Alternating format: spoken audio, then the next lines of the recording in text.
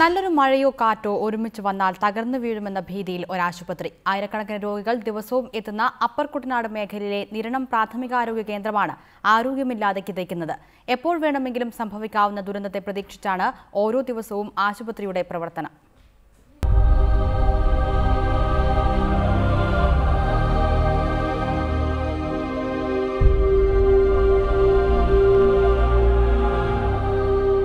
അസുഖവുമായി നിരണം പ്രാഥമികാരോഗ്യ കേന്ദ്രത്തിലെത്തിയാൽ കെട്ടിടം ഇടിഞ്ഞു വീണ് മരിക്കുമോ എന്ന ഭീതിയിലാണ് ഓരോ രോഗിയും.